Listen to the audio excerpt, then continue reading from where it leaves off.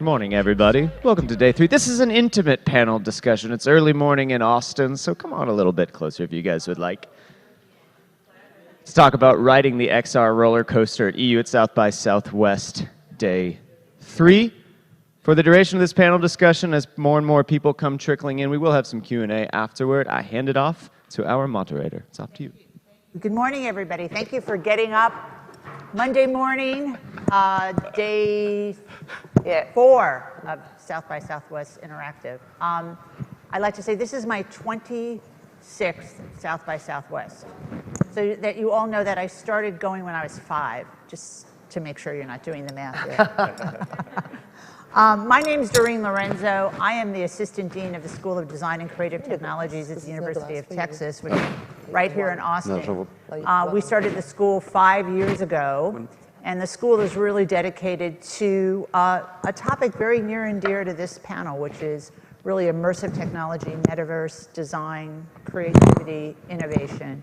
And we currently have 650 students enrolled in degree programs and about 1,000 students taking a minor. And prior to that, I was in the private sector. I was president of Frog Design. So I've been in this world a very, very long time. And it's very exciting to see all the changes going on. And I'm particularly interested about this topic because I think this is the next new. So without further ado, I'm going to let all of our wonderful panelists just let themselves introduce themselves, and we'll take it from there. So to my... I'm starting. Right, yes, you're starting. So, hello, I'm Gilles Fressinet. I'm head of digital for Arte. So, for those who don't know Arte used to be a French-German broadcaster TV, but now we shifted from a French-German broadcaster to a European cultural platform that brings Europeans together through culture. And this shift is very, very important for us, and that's why we are here. It's because we are from a old broadcaster, and we are now a cultural platform, so online, on TV, online, but also on social media, and of course on specific platforms such as, I don't know which kind of metaverse we were talking about, but on every metaverse. Well, we're going to find that out, aren't we? That's right. So that's why we're here to talk about that.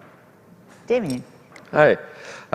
First, thanks for having me here. I've been journalist for 10 years at the very beginning of my career, and now I'm building a project, and I'm coaching and consulting people in media companies and universities to help them drive projects.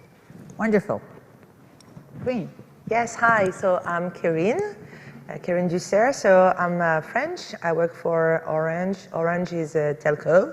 We are present in 26 countries and serve more than 220 million customers worldwide. So it's pretty big, not very obviously famous in the US. And my role is I'm the lead of product innovation and services for all of the 26 countries. So my focus is really to imagine, think about the new experiences that our customer will need to have and provided by the telcos in the future. And therefore, obviously, immersive, XR, everything that is related to virtual reality is upfront in our thoughts, in our plans, in our investments.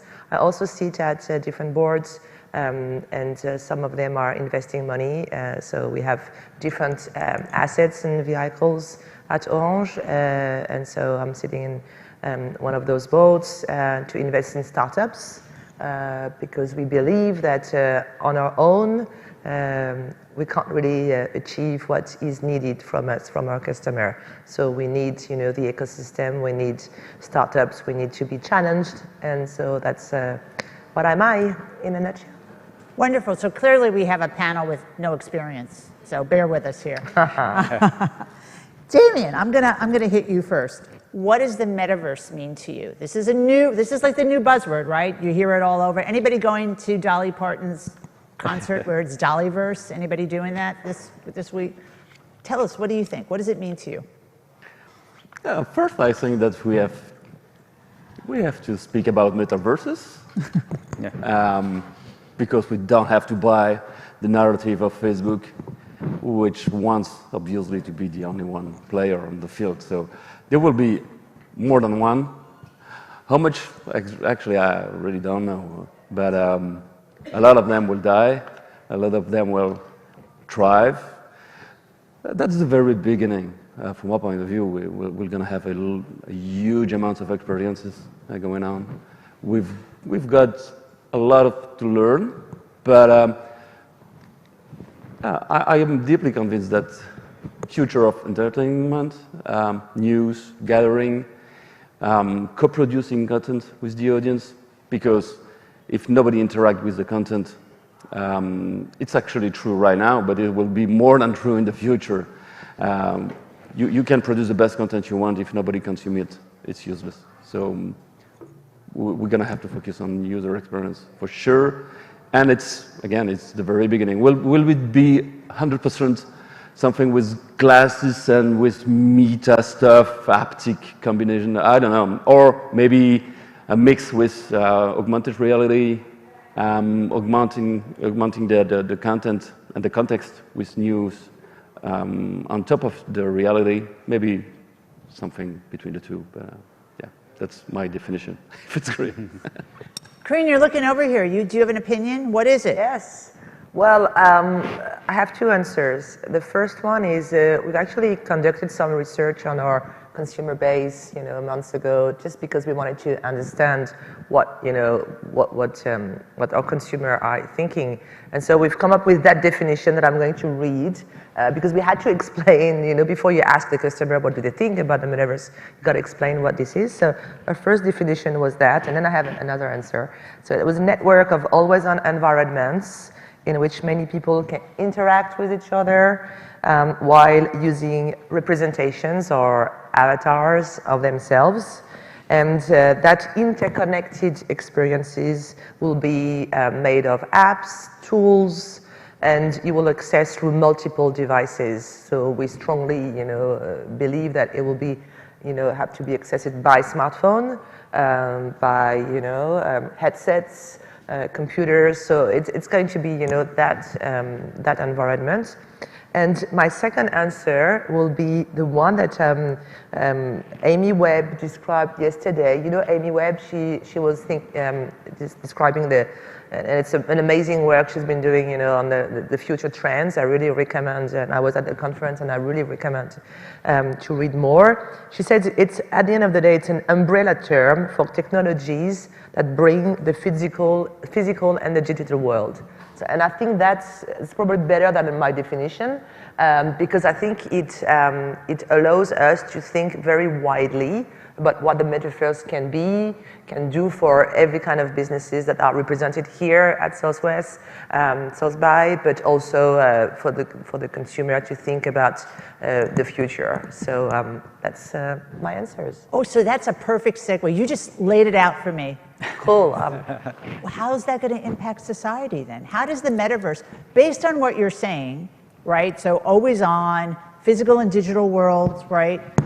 Combining, how's that going to impact society? Yeah, that's a good question. I think for us it's maybe an opportunity and a concern, of course, because if we think about the capacity, the possibility that this virtual world allows us, that's a good point for media companies such as Arte to develop new content. So it's been a long time that we are developing content, so it could be a huge capacity for creators just to have access to a new way of storytelling and new audiences. But if we don't control it, if we don't regulate this world, this kind of creation won't have access to audiences because it could have been blocked by gatekeepers. So for instance, as a European broadcaster, we don't have any European manufacturer, headset manufacturer, or metaverse builders. So we have to try things in this metaverse to exist and to make the European voice exist. So in the society, it could give us access to lots of diversity, diverse creation, more interaction, more access to education, to culture. But it has to be regulated and controlled. Otherwise, it could be the next iteration of the web we know today. So, I mean, filter bubbles and a global web controlled by few tech company and not by the user, not by the people, the public and the audience. So, I'm going to add a question that we didn't even talk about, but you brought up a really good point that I think we should talk about is, so how does it get controlled? You said it needs regulations. Yeah. What is that? Yeah, we thought the web could be regulated by the companies, so it's some kind of libertarianism point of view of that. But we know that if only the tech company control that, it's not to the benefit to the user. We need to think the web and maybe the metaverse maybe as a public good, controlled by the user or for the user, and not slavering them to the benefit of some few companies or moguls. So that's why I think we have to make some rules. Maybe in Europe you got some rule about the use of data, of personal data, but you can also think about rules about diversity or access to content, and to promote also diverse content, and not only the content that the algorithm wants us to show, because we need to have more and more advertisement, and we need to give more access to our data. So I think we can regulate that, thinking about the benefit of the user and the benefit for our democratic society. And we know that the last year learned us that if we don't control it, it can go to misinformation and to maybe the damage of our democratic society. So I think there are ways. So people are elected to think about that, and I think there are ways to find the good answer, to make it as a public good, and to give the control to the user. Damien, what do you think? You look skeptical over there. I gotta say, I'm just watching the body language, and there's a little bit of like, yeah, but. I'm not a huge fan of regulation. From my point of view, again, I think that regulation is more something really useful when you set up the right environment and set the rules and said, okay, in this kind of rules, go ahead. Do stuff, experience, and build, great experience for the user. But definitely, you're right, Rachel, when you say that if we do the same mistakes that we did in the past for the platforms, it's gonna be a huge mess in metaverses, because they're not philanthropists.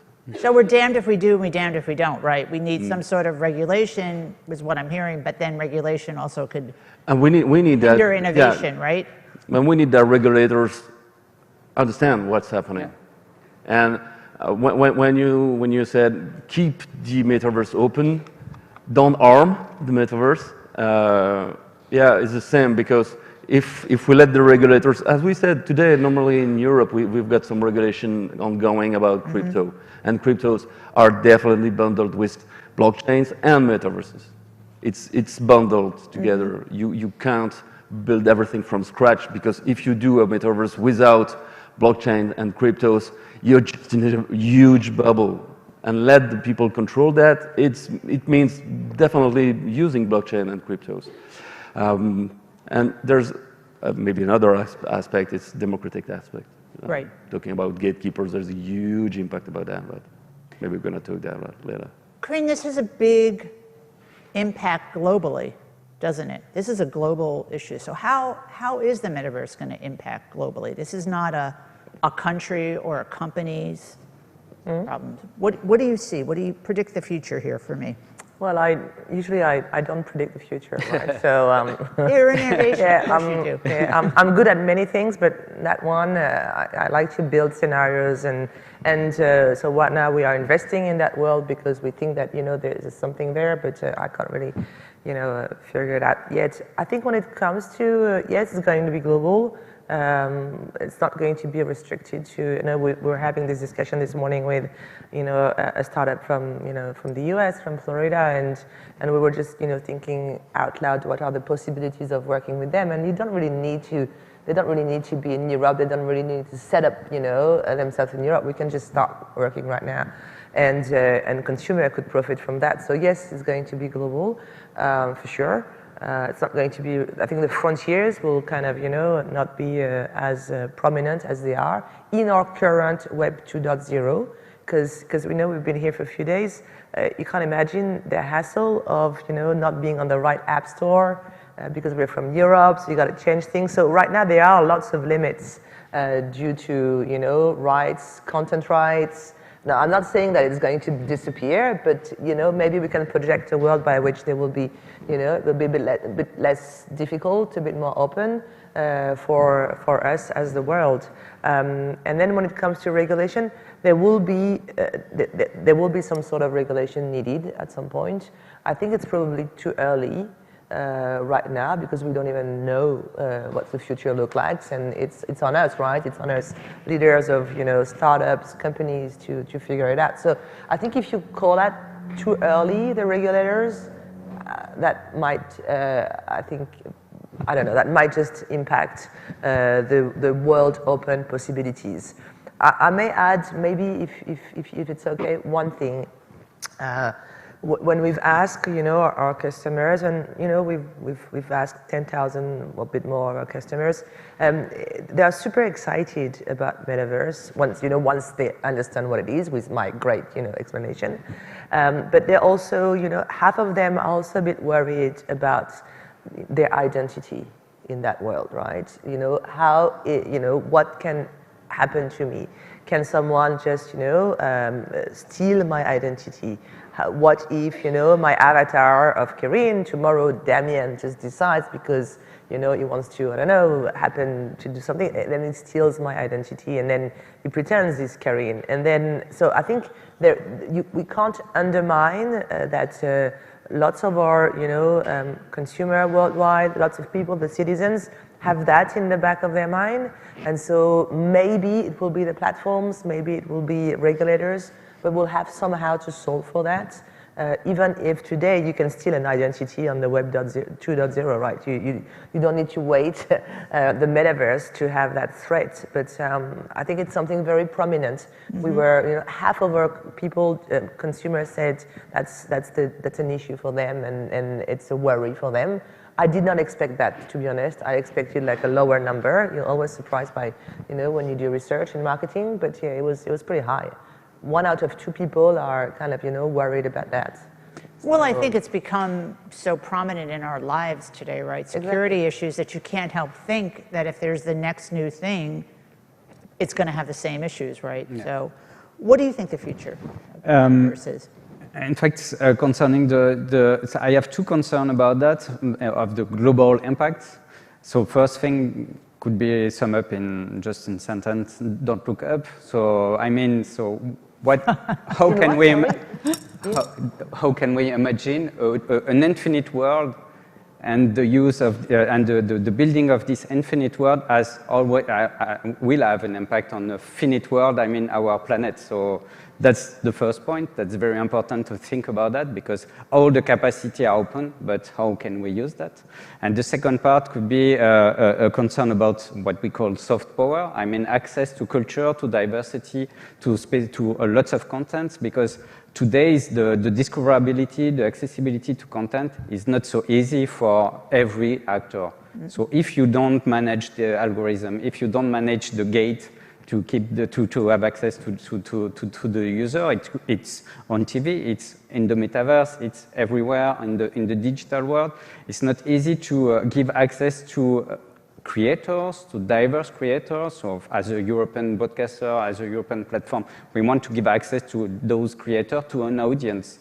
So if we don't manage we don't have the capacity to make this beautiful content have access to an audience, we will be blocked in just few point of view, and our job is to make the European point of view happen to a larger audience. So that's the 2 points that I'm concerning about the global impact. But I also think, because it's been a long time that we are working on digital content, I always think that it's also a wonderful capacity to try to think about new content, because new technology is not only new access on content, but it's also allows us to think about new kind of content, new kind of storytelling. So it's been a long time that we are doing that in interactive stuff, video games, XR, MR, I don't know what the name are, but it's something R. Something R, I guess, yeah. And it's very exciting for us, because we know that creator, author, director will have new ideas and will give their point of view of the world they are living in with new ways, and that's very exciting for us. I'm going to go back, because I do want to explore the whole storytelling and what it means. But I think the future in where you see it going. And again, Damien, I'm sorry I'm reading your face. You're very skeptical. I love that about you. So I have to ask you what you're thinking about this. Because is it a buzzword? In other words, is it all these things that we know? Because you brought in, all of you, it's algorithms. That's AI. Like, we know that that's still a broken system, right? There's the ethics around that. We know that blockchain has sustainability issues, right? Because we're burning through power using this stuff. So is this just a buzzword to kind of cover stuff? What do you think? I'm not so skeptical. I like the idea of creativity. It's just your face then. I don't know. But I'm skeptical about what human nature is. You know, I've been here 10 years ago. The most hottest startup at the time was Foursquare. And we were checking in everywhere here to have the badges and become the mayor. We're 10 years later, and POAP is doing exactly the same, but with blockchain. So it's normal. Technology has evolved. People are evolved a little bit, but it's always the same high about that. It's totally okay. But if we project ourselves in 10 years, I can't wait to see the first protest in Metaverse and see how governments will react about that. We see what happens in Ukraine right now. Yeah. What happened with Facebook saying, oh, it's okay to ask and to let people say that we must kill Putin. Okay, and then what's your point? What's your role? And as broadcaster, as public company, definitely we have to ask those questions. Who will be the gatekeeper in those metaverses? Who will be saying, okay, this is totally okay to say that, and this is not okay to do that? We will cut off. Cut what off? Okay, well, we're gonna seize your wallet. What happens? We're gonna jail your avatar? What the fuck? And that's all those questions. I think we have to anticipate that because it will happen soon than we think. But because every people on Earth want to his voice be heard, and in the metaverses, there will be a huge opportunity to do that, to troll people, to harass people. There's already some court case because people are harassing people in Metaverse, in Horizon Facebook. It's happening right now. How governments will act like this? What will happen? Yeah, I mean, those are really good points. I mean, I think it brings up, though, Corinne, you brought this up about going out and interviewing and talking to people. People are attracted to this concept. Yeah, they want it, yeah. Right? They're jumping in. When you watch people go into an immersive environment, it's absolute delight. Yeah. It's really interesting to watch human behavior, right? So we're driven that as humans, as we will drive this to happen. And I think what I'm hearing from all of you, but it's incumbent on us to make sure that we have the ethical standpoint. Mm-hmm. There's ethics in there. So let's talk about a little bit about if we can't regulate it right away, which is what I think we're hearing. It's like you can't regulate it. Ethically, what could organizations and businesses and anybody involved and participants do? Because I think what we learned about Web 2.0 is we kind of missed the ethics part when we put that together. It was after the fact. It was created and then it was after the fact, what algorithms, what everything can do. And now we're seeing the ramifications of that and everybody's trying to backtrack. So Corinne, I'm going to throw it to you. What can we do from an ethical standpoint? How do we make sure that organizations, if we can't regulate yet, are doing whatever the right thing is? There's something called the Clue Train Manifesto back in 1992, if I'm good. Definitely will be regulated by people using it. Because if you don't do that, people won't buy it. Yeah. So we had to co-produce that. Regulators at some point will intervene, for sure, but do it with people and by people building it. The decentralization is something happening right now too. DAO are something happening right now. Very early, very infancy, but it's a matter of governance. It's a matter of, again, co-construction. Mm-hmm. And if you don't do this, if your government, if states, people in charge of regulation don't accept to put their tools on that water, they will miss something for sure. And again, human nature will make it happen by the windows or by the doors. It's you know, if you say to people you don't do that, you can't do that, they will do it because they can't. Corinne, what do you think? Well, I think first of all, it's probably the role of all the different companies that will be involved in that, you know, new world. So I think as a company, providing the security for, you know, for the people that are going to use that metaverse, so is important. You also, so the security, even the sustainability, like it's hard, it's at the top also, and at the bottom of what we're doing is like looking for, you know, new ways to have a better world and not, you know, just spend too much energy when it's not necessary. So I think it's everything. So I think each of the platform needs to provide, you know, that sound environment. I don't think that if they don't, people will be there in mass. I think right now, as I was quoting, more than 50% are already worried. So I think you will probably hesitate, you know, to engage as a consumer in those spaces if you don't see that either the platform or the environment in which you want to be as an avatar, not as you, is not providing that safety net. To be honest, I don't know exactly what kind of safety net we'll need to put in place. And I don't think that it will be one. I think it will be each of the platforms to be kind of, you know, accountable for that. I think what will not be accepted by consumer anymore is the answer of a platform saying, oh, we're just the platform. Like, yeah. You know, I don't think, maybe 10 years ago it was okay. I don't think right now the public acceptance is high on that. I don't think it's acceptable anymore. So, which is why, you know, there are in many companies, you know, teams that, you know, are looking for what to do in terms of safety net for the current digital environment and the future. So I'm a very optimistic by nature. I think that yes, there are, you know, worries to have, but I think the future is full upon of great opportunities, and we can see that, as you said, and maybe to your point around having an immersive experience is incredible. Like I was a couple of days ago doing an experience for a few minutes right in the middle of an event where there were a lot of people like drinking, etc. And someone put a headset on me, and it was an incredible experience. And I nearly like punched a guy because I was so immersed. I was like moving in my space, and everyone was like trying to hold me back, and I just was in that space. And so, you know, I strongly believe that with, you know, the future of creation, this is going to, you know, open a super great positive experience, and it's so cool at the end. So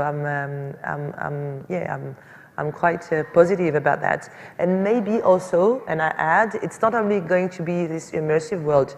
I don't know, my strong belief that it's going to be a mix, right?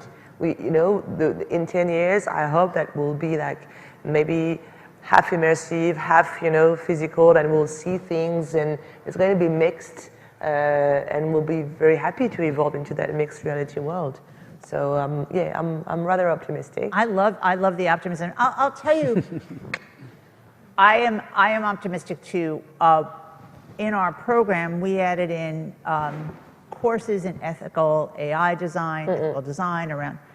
And those courses are filled. We had to add more sections. There you go. Because the awareness is there now that there's something, that gives me hope when I see all these young students wanting to now participate and take classes in that. It's like, okay, maybe our sin when this was devised was not even knowing that this was a problem, so therefore we couldn't fix it. But maybe now knowing it, as everybody goes and creates and designs this, it would be more exciting. But you led us to what I think is the exciting part of all this. So let's talk about story and content creation, right? What's gonna happen now? This is like, we're opened up to a whole, like you described, like a whole other dimension, and there's many ways. So let's talk. I'd love to hear from all of you a little bit about what you think and how it's gonna impact different industries, and both entertainment industries, but also just our lives, right? How we learn. So love to hear all that. That's a good question. I think in the industry we can see, and so it's been maybe 10 years that we can see that the mixing between interactive storytelling with the tech guys, immersive storytelling with video gaming also, and also the classical way of thinking about the story, and all this mix leads to maybe Metaverse. When you see what you can do in Fortnite, you don't only play games. You are inside the social world. You are also making stuff, making stories and so on. So that's what we are trying today. We are trying to think about what could be. I don't know. We made a concert in Horizon World a few weeks ago, just to imagine what can be done. So that's the beginning. We are trying. We are failing, but I think there are plenty of things to do in virtual reality. It's been a long time that we are doing also a content that helps people to understand some kind of situation. For instance, we have here in competition a content called On the Morning Awake, which is a virtual reality documentary about an alarm in Hawaii in January 18, about an alarm on a missile who should come on Hawaii, and we have all the testimony of the people, and 38 minutes long, you are inside the situation. All the people didn't know what happened, and thinking about their lives, and thinking about the way it will end. And because you are inside the story, because it's well told, it's very powerful. It has more impact, and I think it will maybe make the people change. And so that's some example. And we are also thinking about artists who are inside those worlds. So we made interviews or virtual, digital artists built as avatar on different worlds, I don't know, on Star Citizen or Decentraland and so on. And those artists are interesting in order to know what kind of ethical issue will be in this virtual world. So I think we can mix virtual world with reality. We can also think about what kind of ethical ideas we can imagine with those artists and storytellers. But mostly, I think we have to consider this technology not only as a way to put regular content, but to imagine brand new content. And I think it's easy to say it's just the beginning, but it's really just the beginning. And we learn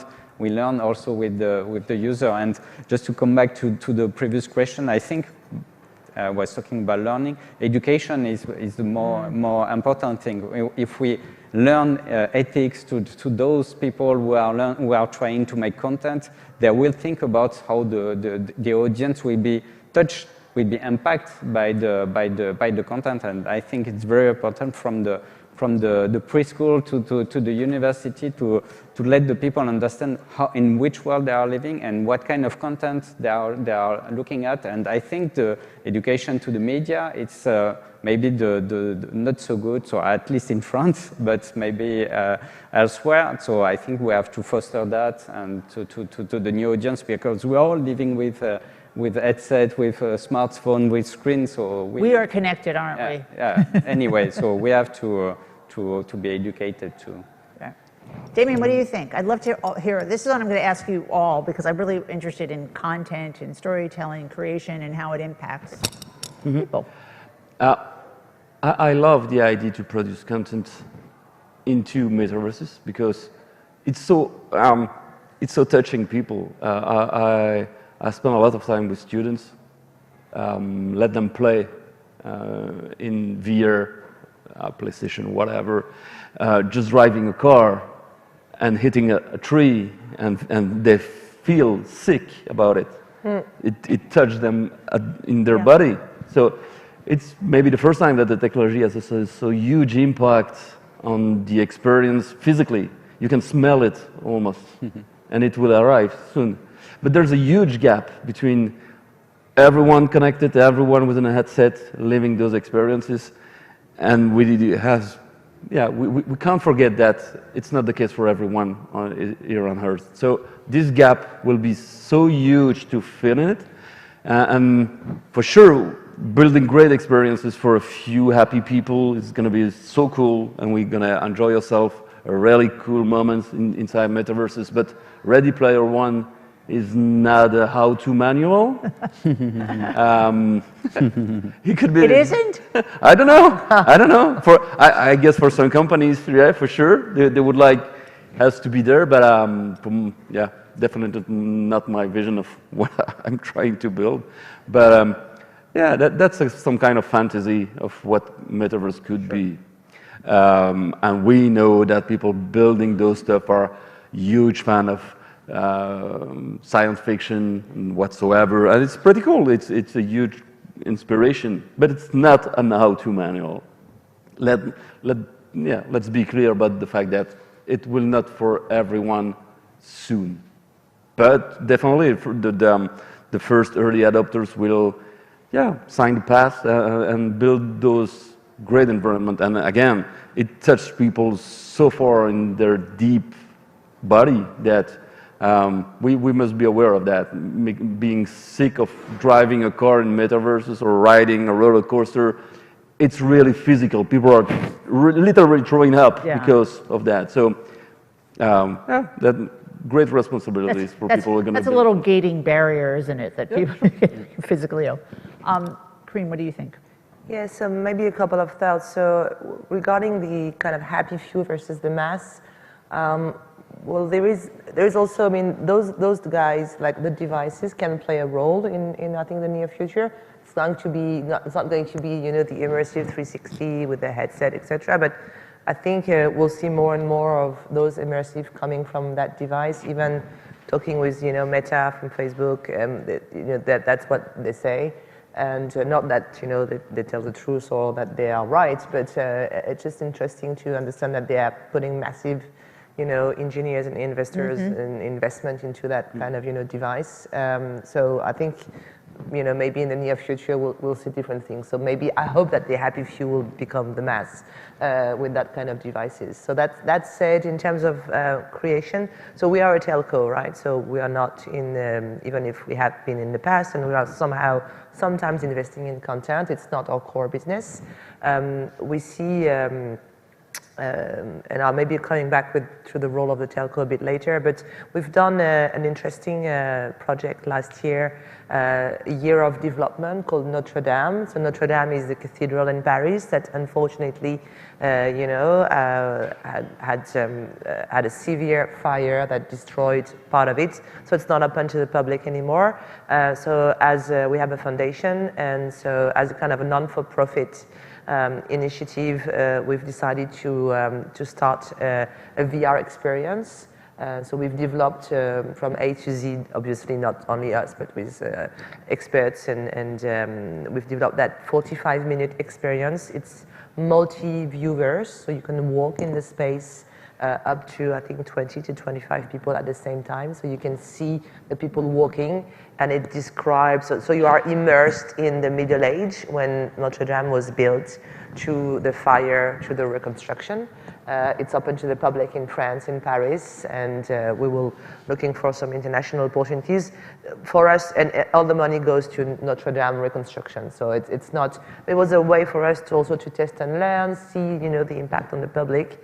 So that's, I think, a great example of, you know, of how immersive experience can also project, you know, people in the past, understand what, you know, how things like that were built, and it's also, yeah, it's a really great, obviously, experience. So that's a one-off. Not that as a telco we will do many more, but it's very interesting for us. And also, and maybe that adds to the point, we found during that project that you know, you have, if you're familiar with Dreamscape, you have to walk with a PC on your back because there's so much data that needs to be processed instantly that you need to carry the backpack for 45 minutes. It's pretty heavy. And so we also, and this is where the telco comes in play, we are focused now on trying, and we've done 5 minutes so far, to remove the backpack and process the data on the edge of our network, so that it's a seamless, better experience for the consumer. And in the future, for other events, organizers and people that want to do kind of Dreamscape-like experience, it's going to be easier, because then they don't have to invest in the hardware, they don't have to invest in, the battery can't run out. I mean, so all of those things, it opens up, I think, a new world of opportunities as well. So, but Notre Dame, really, if you guys come to Paris, because many of you are from Europe maybe, just come and visit. It's really a great experience. Sounds amazing. It is amazing. So much of what we're all talking about is we're moving from the world of passive and watching to very experiential, and that's what people like. People like to be part of the story. So I think overall, if I were to predict the future, it's going to impact learning and how people engage, because they don't want to be passive. This whole thing where you're sitting and just taking in, I think more people want to be active, be part of it. And we'll get to that. We'll get to questions in a minute. But we can't do one of these panels without asking this question. So, are NFTs a fad? That's a good question. So are we at the end of NFT, because everything that can be has been sold on NFT? So it's maybe a fad, but it's maybe also a capacity for, I don't know, creator to fund their own way of telling story with the users. So a few years ago we had crowdfunding. Maybe it's the NFT new funding, iteration of crowdfunding. Maybe on the creative part. Concerning the other parts, maybe it's more speculation than other thing, I guess. So we'll see in few months or year if those speculation was a good idea or not. So I don't know. I think for creation it could be interesting. We saw some of the content. I don't know. Anthony Hopkins' movie was funded with NFT, but maybe it's. In this case, it's still a place for a huge actor and not maybe a newcomer. So if it's a capacity for newcomer to get in, to finance their content and have access to an audience, because by financing the content, you build also communities. The mechanic of crowdfunding could be interesting, but if it's only speculative thing just for few people, so I think I hope it's only a fad. What do you think, Damien? Oh, it's not a fad, but there's a lot of bullshit out there. There's two ways NFTs are great right now. There's collectibles and there's enablers. On the collectibles side, I like to see NFT like badges. I talk about Square. I'm sending a POAP to my students when they're attending my course. It's the same, like Boy Scout, you have badges on your arm. Okay, you've been there, done that. Okay, it's a kind of new resume if you want to put it on LinkedIn. If you're okay with that, if you like to show people what you've done. On the other side, and I think it's the most part for my point of view, which is really interesting about NFTs, is enabling some stuff. I like one of them, Unlock Protocol, because it enables something. It's like a paywall for content, but it's just because you sign with your wallet, okay, you're granting access to some kind of content. You will not collect all those JPEGs, right-click, save as. It's just enabling some content, enabling some experience because you have signed with your wallet and your wallet is your ID. That's not a fad at all. Web3 and blockchain will be some part of the future. What kind of, to what extent, I don't know, but definitely it will, and it has already changed some really way for artists, for content producers to earn all their life and engage community. And again, DAOs are maybe the most advanced use of what NFTs and Web3 and blockchain could happen. And it's a matter of governance. And yeah, that's culture, and it takes 100 years to change a culture. I know. What do you think, Corinne? Yeah, so I can take a few examples. If you take the example of those luxury brands, so you can buy a bag and then the buy translates for the same amount of money. You can buy the NFT, the digital asset that you own within the metaverse, and then you can just go to a shop and that becomes a real bag. That's what they're doing right now. So in that sense, I don't think it will just fade away because it's just a way to. It's like the same thing, but it happens to be on the digital side as an NFT and on the real side because as you said, you want to show up with your Louis Vuitton or Gucci bag and it's same within the digital space or within the real space. So on that front, I don't think that that will disappear. I think maybe the buzz about whatever creation is worth $10,000 that I think that probably will go away at some point because it's like art, right? Art, what the value of art is scarcity, and so it will depend on what kind of artist can absolutely have a value within the NFT. Like I don't see why there will be more artists, that could, and more people that can afford a lot of art, very expensive in that space versus the real world. We can see, I'm a big art contemporary, fan and started a collection a few years ago. Well, you can see that it is difficult for some of the artists. So I don't see exactly, but it's my personal view how it's going to be different in the NFT world. It's not because it's an NFT that the value will stay. But I can be wrong. Like I'm quite humble on that. That's my personal opinion. Well, thank you, everybody. Look, I'd love to open it up to questions. Does anybody have a question? We've been talking. I could just keep asking questions, but I'd love to hear. Yeah, any questions? Why did you come here? What do you want to know? Yeah. Anybody? Oh. All right. A brave soul. Oh, Here comes the mic. Yeah. Cool. I'm going to break the ice.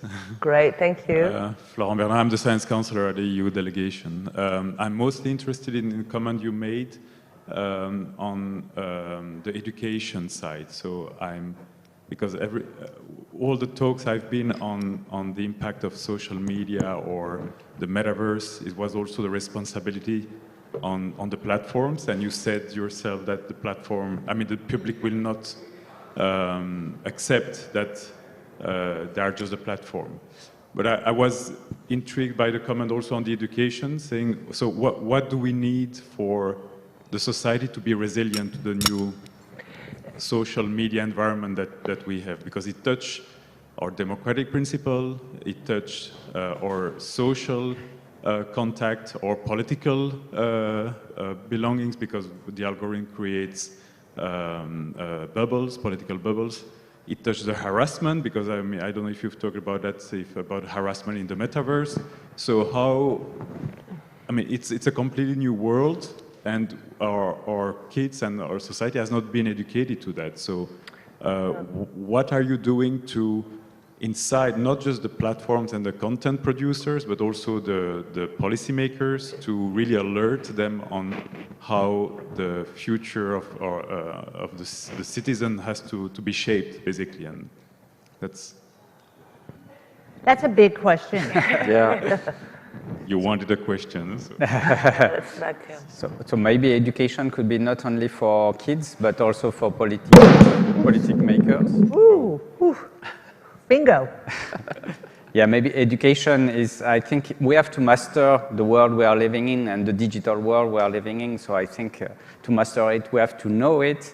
And I think today we know better than 10 years ago, because when we see how, for instance, I don't know, Horizon World is coming, it's not the same enthusiasm than 10 years or 12 years ago with Facebook, because we know what we can do with that or without that, and how this platform can have an impact on society. So we have to be educated, and I think because I'm optimistic that we are more educated than maybe 10 or 15 years ago. And we have to educate also the policy makers, because they have to find clues, ways, and regulation in the best way, and maybe quicker than it was before, because we know that it can have an impact very quick on society, and we cannot have ideas just after all the Cambridge Analytica and so on, the problem that we found. We have to think about it before, because we know that that's a capacity of reduce and damage the society.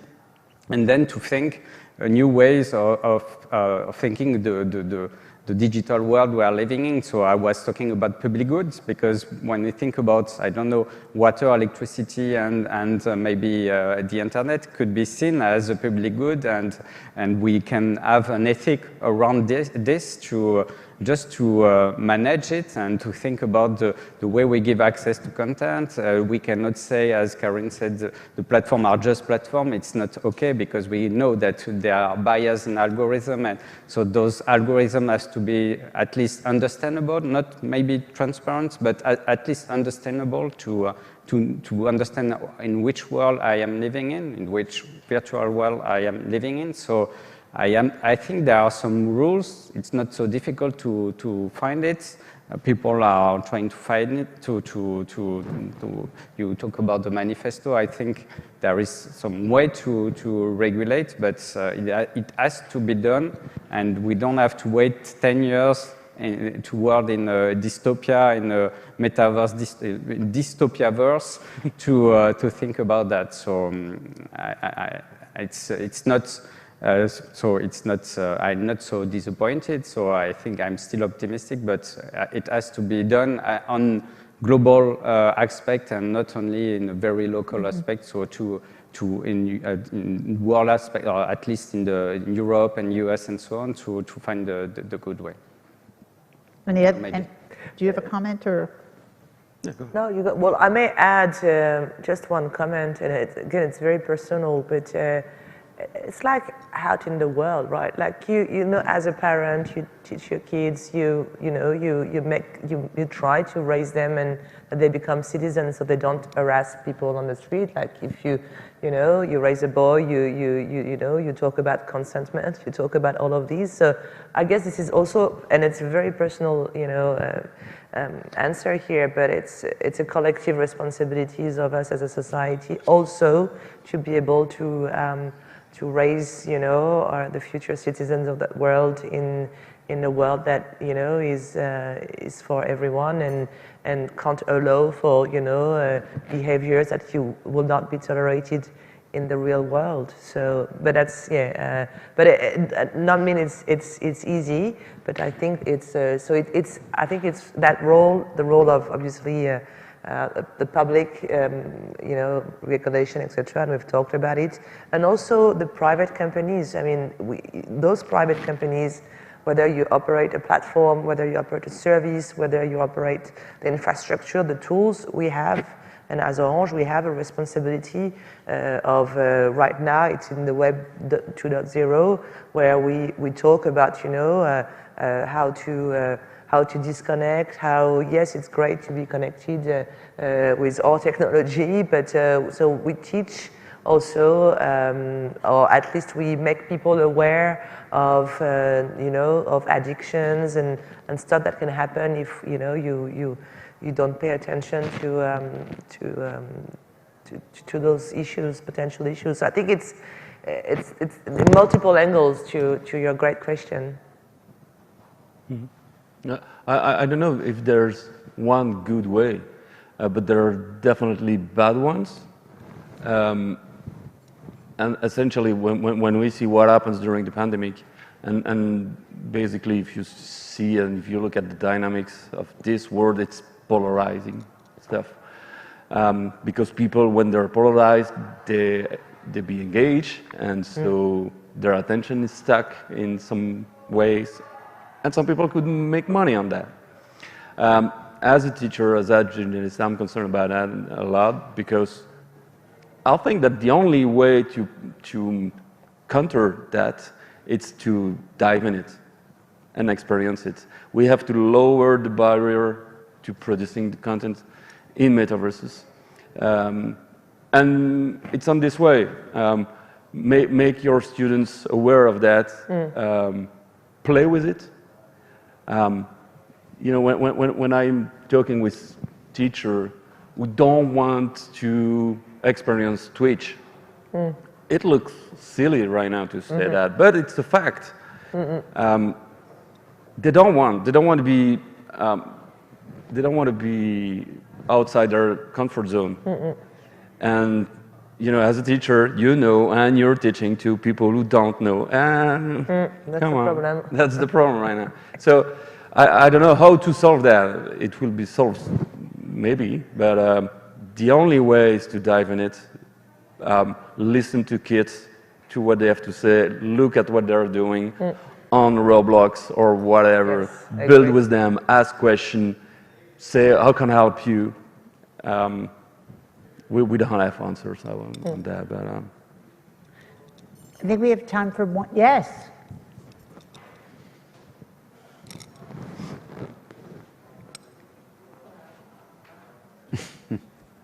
Is this not working? Hello? Yes. Hi. Okay, thank you so much. My name is Bernadette. I'm a creative director at a design firm working with clients on a lot of these conversations. But I loved what you guys spoke about with education, so I have a follow-on question here, because I'm also a lecturer for university students.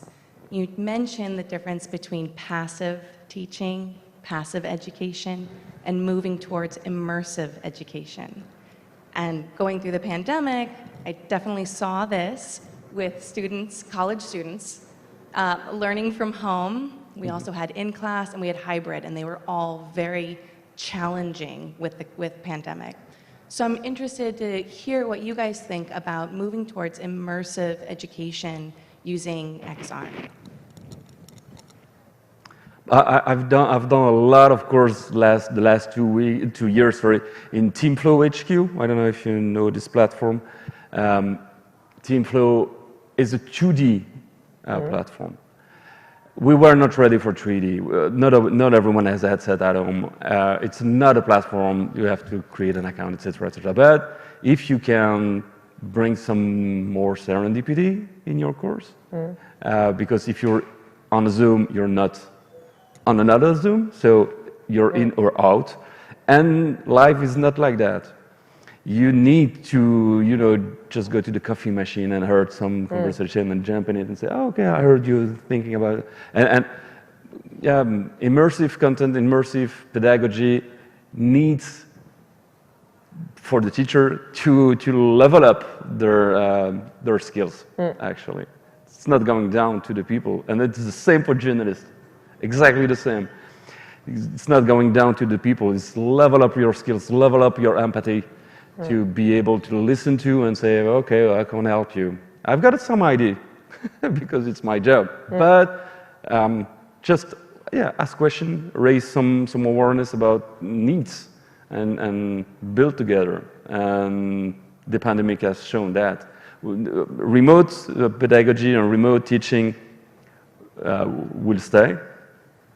But definitely when you ask your students or your customer to come by to take a car, public transportation whatsoever, and come by, it has to be a reward, in a way or another. It has to be a reward. Just listen to a teacher in front of you, just reading his book. Doesn't work at all. No, it's finished. I also think part of education, especially going through to the college level, is socialization. I think part of education is the experience of learning, but also the experience of working with others. And so how do you replicate the experience? Because that's life. You know, we do this, we work with other people. And so I think as we look at how do you then create immersive environments and experiences where students can work together. We were living in a world of an agrarian culture where the teacher would stand in front of the room and someone would lecture. Now we're seeing more project-based work. And now how do we use technology to help our students not work solo, but work together? because that is what the world is about, and students, we know from a fact, learn better from those experiences where they are actually doing something. But I think what I don't believe we should ever get to is isolating our students. We saw that. I never talked as a college dean. I never talked to so many parents, especially in the last 2 years, scared to death that their kids were in their bedroom and never coming. They basically didn't get dressed. They'd be in their pajamas in their bedroom, and so just help them. So I think we can learn a lot, and it's evolutionary. But I think, how's that for timing? Perfect. Let's thank our panelists very much. Thank you.